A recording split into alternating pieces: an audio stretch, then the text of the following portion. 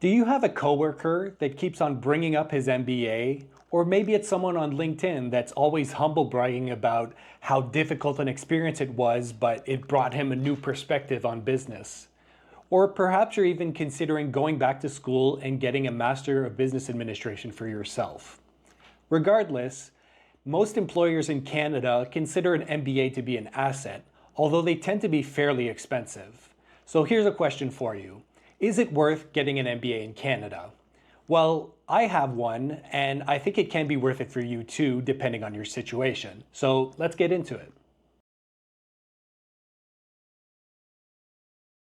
An MBA provides theoretical and practical training in business or investment management. It has a number of benefits, including for your career, networking, knowledge, salary, and career change. So let's go over those 5 quickly. In terms of your career, the MBA is considered a pretty universal degree, so it's not just like you're doing in-house training at your employer. It's going to be recognized by the competition as well, and you could use that as leverage in negotiating for that promotion. Of course, it's something that is specifically tailored to people who are looking to go into management or reach the executive level. So if that's something that you're interested in, obviously this could be relevant for you. And when I say that, I don't just mean general management, but let's say that you're specialized in a technical field. Well, eventually there are people that supervise that in some capacity. So you could go from having an undergraduate degree in biology, for example, and eventually getting your MBA because you want to be the supervisor, manager, director, however you want to call it at that level. So something to consider if that's the direction you want to go in. It's good in terms of networking because if you go to a decent university, you not only get to meet some interesting professors who are accomplished in their fields, but you also get to meet some classmates that have interests that might be similar or very different than yours. I got to meet medical doctors, people with PhDs in the pure sciences, which is not my specialty, people who work in investment banking or in finance, and people who work in communications at the National Arts Center. So there's really a wide variety. And on top of the professors and classroom, you also get to meet people through guest lecturers and networking activities as well. So I studied at the University of Ottawa, and as a former public servant, that was very useful for me. I got to work with people who either were directly involved in the government or indirectly involved. And it's a good way to meet people who are successful in their fields, especially at networking events. And I even judged a case competition after I graduated. So that was another way to meet people. So it depends on your situation, but honestly, if you pick the right city, it could definitely work out for you. In terms of knowledge, that's pretty straightforward. You're going to school because you want to learn things. The MBA is a course-based master's program, meaning that you have a wide range of topics, but you don't go as much as in depth as for a research-based master's program. The topics for an MBA have to do with accounting, management, leadership, finance, marketing, and business law. So you can see there's a fairly wide range within the overall theme of business. Whereas a research-based master's program, you're specializing in one topic and ultimately you're working towards your thesis. That's the ultimate goal. All your classes are kind of geared towards that. And if you do a good job, you may be actually contributing something to your field with the thesis that you wrote. However, it's a different type of knowledge that you're going for with an MBA to help prepare you for a variety of situations as a manager in most cases. In terms of salary, an MBA could be very useful. It's been shown that people tend to be paid more once they have that degree than when they don't, and ultimately it pays off in the longer term. I also met some people that were looking for a career change. So sometimes it's people who are at the top of their field in terms of technical expertise, but they want to go in a different direction. And one way of doing that is through an internship. Most MBA programs have an optional or mandatory internship where you could explore maybe a new field that you'd like to go into. That happened to a friend of mine who was in my year as well. She was in, let's say, the medical technology sector, and she wanted to go in a completely different direction, and the MBA allowed her to do that through the internship. Let's talk about the MBA landscape in Canada. There are approximately 50 programs throughout the country that exist in various formats.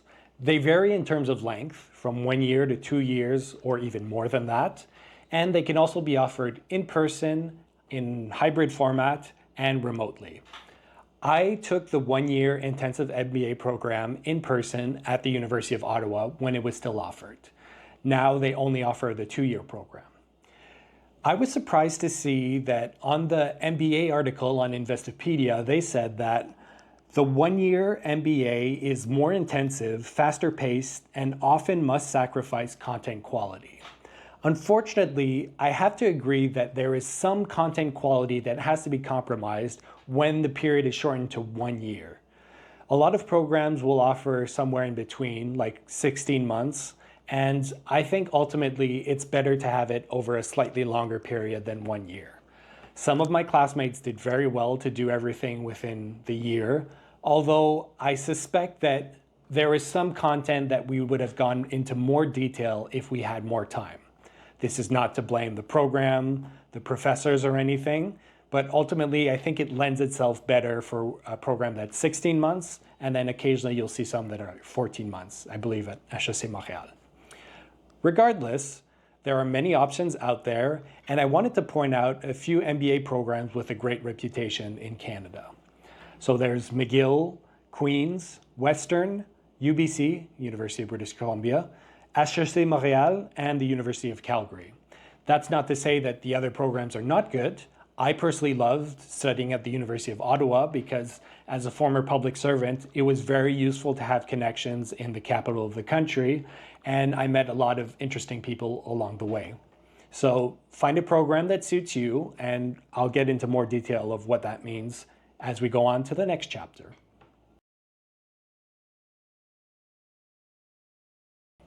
Let's say you're interested in getting an MBA. Well, first you have to be admitted, so let's go over a few of the requirements.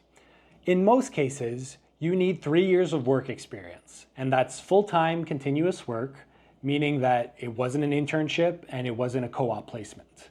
I think it's very fair, and to be honest, I think it's beneficial to the students to have work experience before starting this specific program. You can, in certain cases, go from an undergraduate degree to an MBA, but I wouldn't recommend it because you want to be able to relate to the content matter, but also bring up situations where it would have been useful to have this network and this knowledge base. So ultimately, it's something that's supposed to be useful for you for your entire career, and it's better to have some experience before starting the program. And I know some people have ways of getting around it. For example, if you have a degree in commerce, it's possible to go directly, but I personally would not recommend it. So let's say you have the 3 years of work experience. You need to have an undergraduate degree with a GPA of 70% or a grade of B. I think it's very generous at the University of Ottawa to have this as a minimum requirement, because if your undergraduate average was 70 or less, you're probably going to struggle to complete the program. That's not me saying that you're a bad person, but it is academically rigorous. So I would just recommend that you have like a decent GPA before starting the program.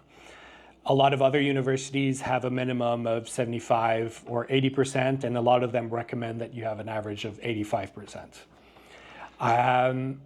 Honestly, it depends on the person, but you need a strong work ethic, and sometimes your strong work ethic can compensate for a lower grade point average. I'll leave it at that for now. So let's say that you want to skip one of the standardized tests that is required for most programs. There's this thing called the GMAT, which is a standardized test for business school. It's like the equivalent of the MCAT, but just a lot easier, to be completely honest. There are certain universities where you don't have to take the GMAT based on your GPA or some other requirement. For example, at the University of Ottawa, if you have any undergraduate degree or master's degree with an average of at least 80%, then you don't have to take this test. If you have a Bachelor's of Commerce, a PhD, or MD, you only need an average of 75 for that. However, in most cases, universities require you to take this test called the GMAT. The newest format of the GMAT is 2 hours and 15 minutes long with 3 sections. There's quantitative reasoning, verbal, and data insights. So for those of you that have some familiarity with this, the newest section here is data insights. The idea is that you apply knowledge that you already have to business cases. So it's supposed to be more practical and also a better test to see if you're going to succeed in the program, because a lot of the situations will arrive in various forms throughout the master's program. So verbal is pretty straightforward. It's to test your knowledge of language and how you interpret text and information. If English is your first language and you're doing the test in English, that's obviously a big advantage. And if it wasn't your strongest subject in school, I think that having it as your mother tongue is a huge advantage, and you could get through it fairly easily compared to the other section, which is quantitative reasoning. This has to do with arithmetics and algebra. So if you don't like math, unfortunately, there's a lot of math in the program, and you do need to be able to pass this section, which is usually the one that people struggle with the most. There are many programs and guides on how to study for the GMAT, and some of them are very serious, and they're over a 10-month period explaining how you have to study for an hour and a half, 2 hours each day. It depends on the person and how structured you like to be, and also how far behind you are in the various sections. Like I mentioned, most people that have English as their first language will probably struggle with quantitative reasoning the most, unless they're strong in math. Like, the good thing about it is that it's a very standardized test where you could take it 5 times within a 12-month period. So if you wanted to, you could take the test first to see what score you get, and then use that as a basis to see how much you've progressed throughout the thing. You don't have to send in the results that you get. You have 5 tries, and you only have to send one of those tries to the university that you're applying to. I personally did it twice. I studied a little bit. I did not study a lot, to be completely honest. And I scored 550 with the older version of the GMAT. That was okay, not very good. I think that was maybe the minimum, but the average score at the University of Ottawa at the time was 612. So I actually studied more, and then I think a month later I took it and I got 650. And 100 points is quite a bit, and that was good enough for me. The scoring, by the way, is between 200 and 800, and usually the minimum for this version of the GMAT is around 600, depending on the school, sometimes 575, sometimes lower. But the best universities often will ask that you score like 700, which is a lot higher. I'll show a little graph here to explain how the scoring works.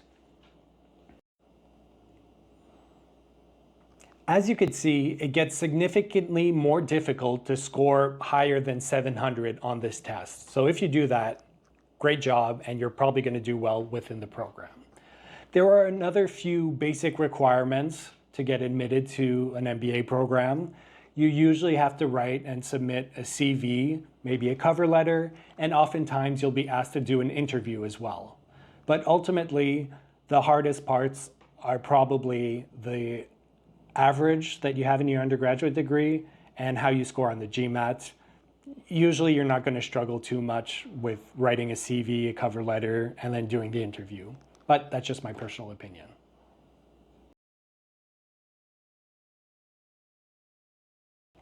Okay, let's say you're admitted into the program and you're excited to start your MBA. Unfortunately, you usually have to pay tuition to do so. In Canada, The average tuition is between 20,000 to 40,000, but it does vary quite a bit. So I have a few numbers in front of me so I could share them with you.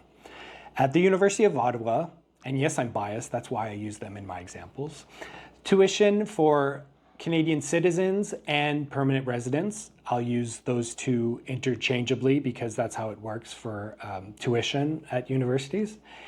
And you reside in Ontario, the tuition is 28,000. If you reside outside of Ontario, but you are a Canadian citizen, it's 30,000, so very similar. And then if you're an international student, of course, it costs a lot more in Canada. It's 70,000 at the University of Ottawa. By comparison, HEC Montréal, that has a great program, and I was also considering, has an international student fee of 62,900, so a little bit less. But if you are a Canadian citizen and a resident of Quebec, it's only $10,000 in tuition fees, which may be the lowest in Canada. I'm not quite sure, but it's very low. If you're studying in French, it's 21,300, and then if you're studying in English, it's 26,900. So they're allowed to set their own prices according to their standards. At Queen's University, the fees are much higher for Canadian citizens. It's 85,000 a year. 85,000 in total for tuition at Queen's if you're a Canadian citizen, so that's quite a bit for Canada. And then international students have to pay 112,000. And then, that's almost twice the number for HEC Montréal. So as you can see, the tuition fees vary widely, but I did want to use an American university as an example just to put things into perspective. I randomly picked the University of Chicago, and for their tuition in US dollars, it's 168,000. So Canadian dollars, it's 238,000 in tuition. It's almost $250,000. And loans are not forgivable in the US, so you can't declare bankruptcy and have that loan forgiven, unfortunately. So as you can see, in Canada, it does vary widely, but it usually is between 20 and 40,000. If that's worth it to you is another question, and why don't we get into that right now?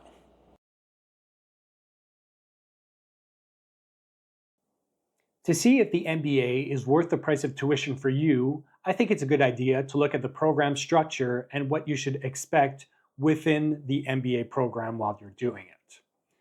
At the University of Ottawa, the program is 2 years, and every year is split into 3 semesters.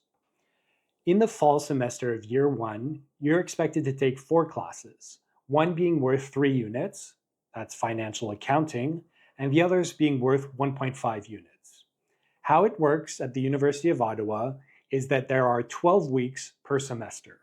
The 3-unit classes are 12 weeks in total, meaning that you have to take at the very least 1 3-hour class per week, although there are sometimes labs and optional classes that you should take. Financial accounting is an introduction to the subject, so obviously you're not going to be a professional accountant by the end, but it does require you to use business analytics to see the viability of certain companies and understand the basic principles of accounting. There are classes that I consider to be more interesting, like leadership skills and values-based leadership, where you look at leaders in business and in the government that have succeeded. So we're talking about people like Steve Jobs, but also the presidents or prime ministers of certain countries that have made an impact. Also, you obviously look at some of the characteristics of these leaders and how you could strive to be that in your respective future role. There's also a communicating with data class. So this previously was one big class worth 3 units. It was called data analytics, but now it was split into 2. My takeaway for you is that this is where you use your math, that thing that you studied for in the GMAT, and essentially you're expected to use algebra and, more importantly, arithmetics and interpret that data in a real world setting. The professor that you have for this class, I suspect, will really influence how well you do in it or how motivated you are to succeed in this class. We had a great data analytics professor, so it made the class a lot easier. And I actually went to all of the optional labs because I needed all the help that I could get. Let's move on to the winter semester. Here you have, once again, a 3-unit class and 3 1.5 unit classes. So financial management and markets, I believe, used to be corporate finance. And this is, once again, a class which is very math heavy, but ultimately it can help you later on, especially if you plan to work in business and you'll be analyzing the financials of your company or the industry. There's a data class, as I mentioned before, and there's also corporate governance for the responsible manager, otherwise known as an ethics class, where you'll look at ethical situations and how maybe it can benefit you as a company.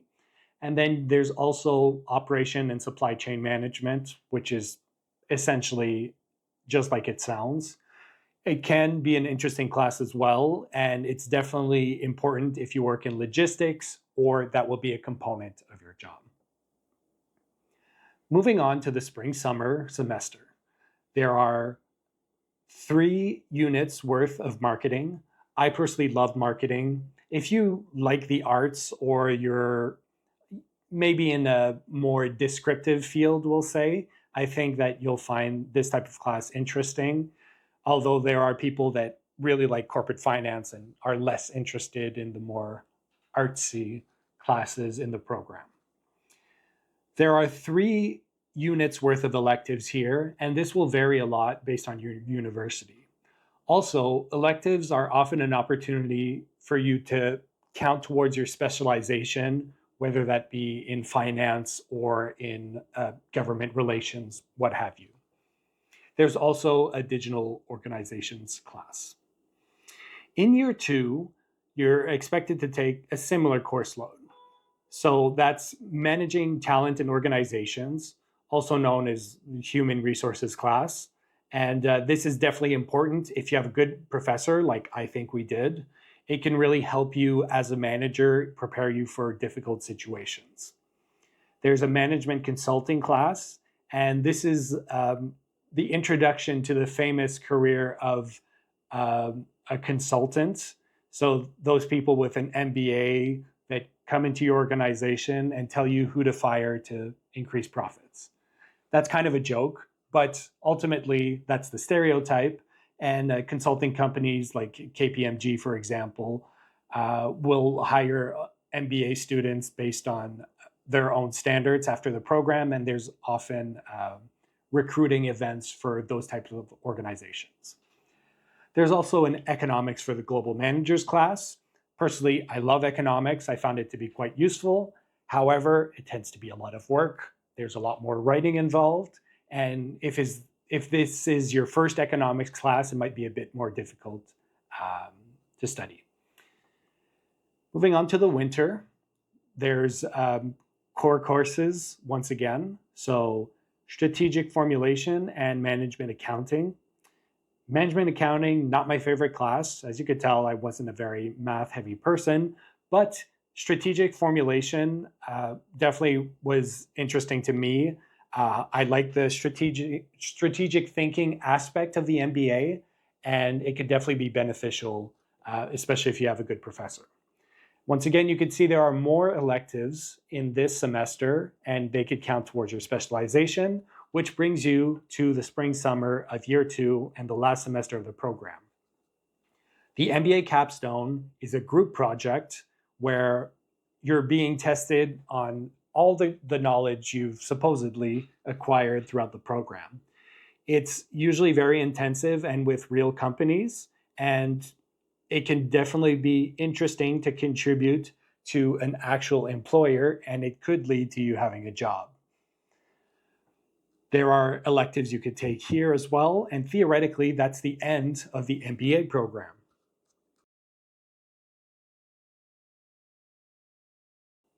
Here are a few other things that you could expect during the program itself. There are many clubs that are available at the university as a whole, but often within your own faculty and MBA program, there are clubs that could be relevant to you. For example, there are these things called business case competitions, where essentially you have a time limit to solve a case where there's a problem either with a business or a not for profit company.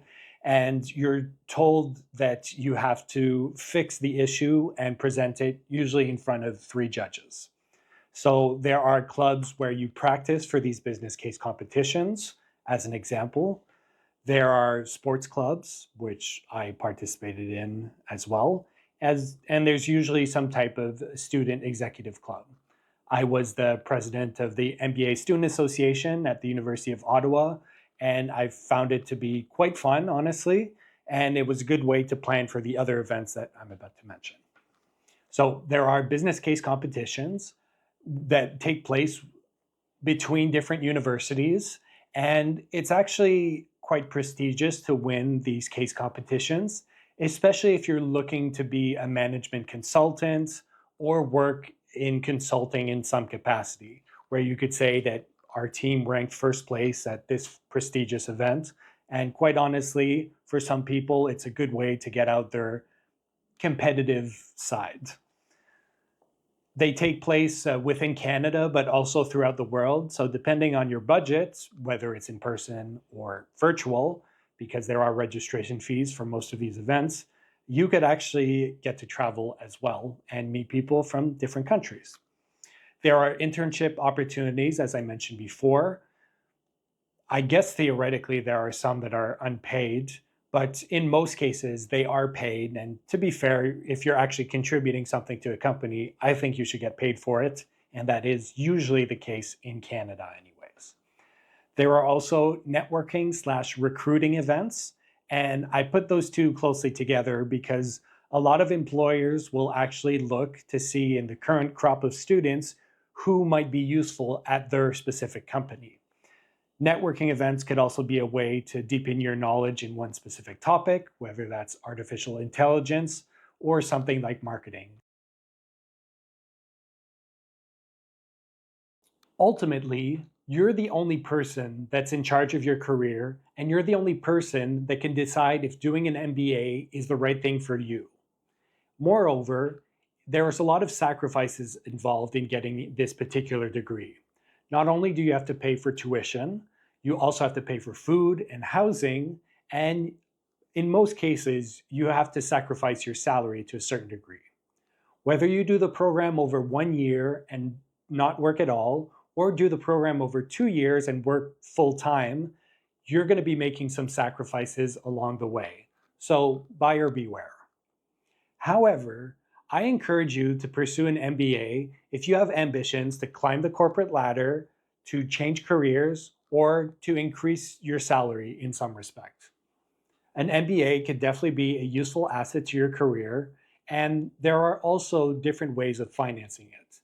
There are many student loans that are available, but there are also scholarships. So it's worth looking at the scholarships at the university you're applying to, of course, but there are also some from the government of your province as well as the government of Canada. It's just one thing to explore, and it definitely helped finance my MBA personally. And I wish you the best of luck in seeing if it's worth getting an MBA in Canada.